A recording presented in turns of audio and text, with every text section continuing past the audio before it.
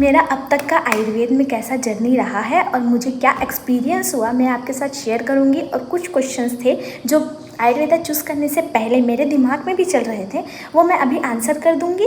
Plus अगर आपके कोई भी क्वेश्चन होंगे तो आप कमेंट में लिखना, उसका भी आंसर करूँगी। Hello everyone, welcome to my channel. I am Garima, an Ayurveda student and I am here to answer few questions जो अभी नीट 2025 वाले स्टूडेंट्स के मन में चल रहे होंगे। हमारा पहला क्वेश्चन है, क्या BAMS MBBS का बैकअप है? क्या अगर MBBS नहीं मिला तो BAMS लिया जा सकता है? तो सुनो, पहली बात तो BAMS कोई बैकअप सब्जेक्ट नहीं है। Ayurveda is pure gold. इसका एक अपना इम्पोर्टेंस है, एक अपना ट्रीटमेंट का तरीका है। और दूसरी बात, हम आयुर्वेदा के साथ साथ modern subjects patho, pharma, anatomy, physiology ये भी पढ़ते हैं।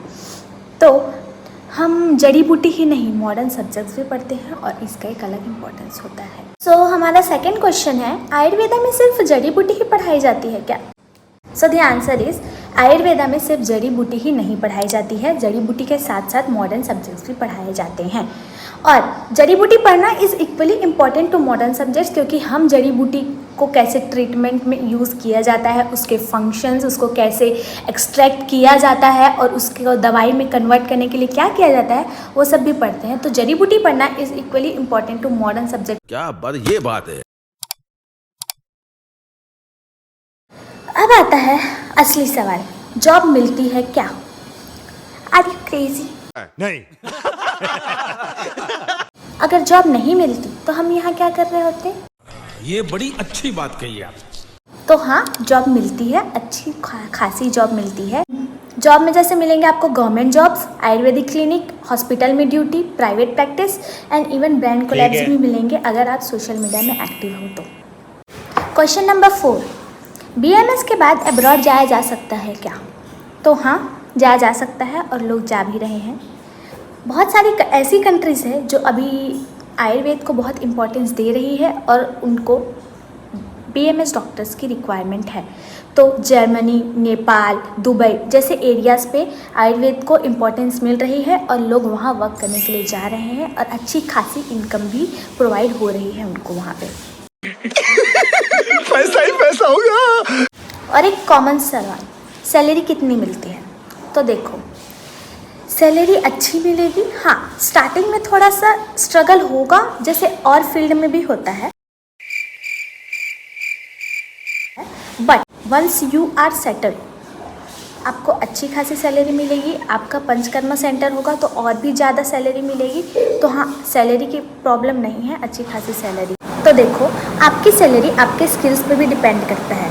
अगर आपको स्किल्स अच्छी है, अगर आपको पता है कि ट्रीटमेंट कैसे देना है, अगर आपने इस फील्ड को अपना 100% दिया है, तो वैसे ही आपका पेशेंट काउंट भी होगा और आपकी सैलरी भी उसी के हिसाब से होगी। जितना ज़्यादा पेशेंट काउंट होगा उतना ज़्यादा ही आपकी सैलरी होगी। Question number 6, hostel life boring होती है क्या? तो देखो, मैं जहाँ रहती हूँ वो हॉस्टल सरकारी हॉस्पिटल जैसा है, बट सरकारी हॉस्पिटल हो के भी वहाँ मज़ा आता है गाइस। झूठ बोल रहा है। रात को 2 बजे मैगी बनाना, वॉशरूम के लिए लाइन लगाना, सुबह इतना hassle, but fun. Hostel life is fun, you will enjoy it. A few inches later. Question number 7, BAMS वाले रिस्पेक्टेड होते हैं क्या? तो देखो यार, ये क्वेश्चन उनके मन में आएगा ना जिनके है ना BAMS का अच्छा एक्सपोजर नहीं होगा, फिर आयुर्वेद को अच्छा इंपॉर्टेंस नहीं दिया गया होगा, या फिर आई डोंट नो। बट आप साउथ एरिया में चले जाइए जहाँ पे BAMS या फिर आयुर्वेद का अच्छा एक्सपोजर है, वहाँ आयुर्वेदा डॉक्टर्स को और स्टूडेंट्स को बहुत ज़्यादा रिस्पेक्ट दिया जाता है, बहुत रिकॉग्नाइज़ किया जाता है। वहाँ पे कॉलेजेस मिलना भी मुश्किल होता है। वहाँ के लोगों को आयुर्वेदा का इम्पोर्टेंस पता है। तो हाँ, रिस्पेक्टेड होता है, बट डिपेंड करता है अवेयरनेस पे। अभी इस फील्ड को अवेयरनेस की बहुत ज़रूरत है। अभी लोगों को समझ नहीं है कि आयुर्वेदा में कैसे ट्रीटमेंट होता है, कैसे ट्रीटमेंट किया जाता है।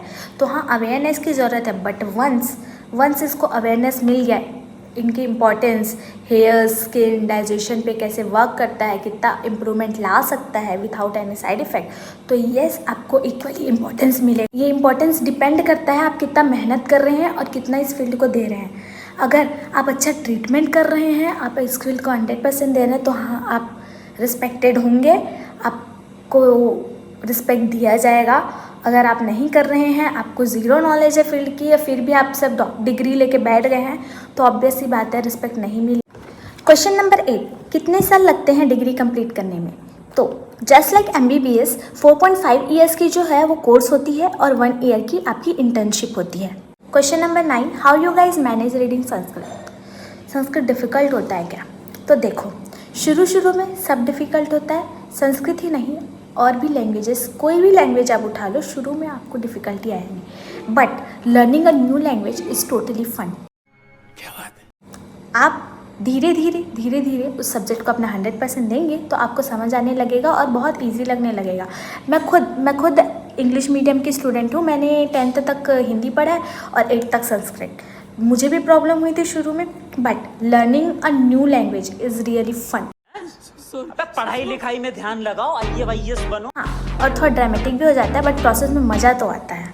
तो हाँ, क्वेश्चन तो 1000 होंगे, बट आंसर बहुत ही सिंपल है।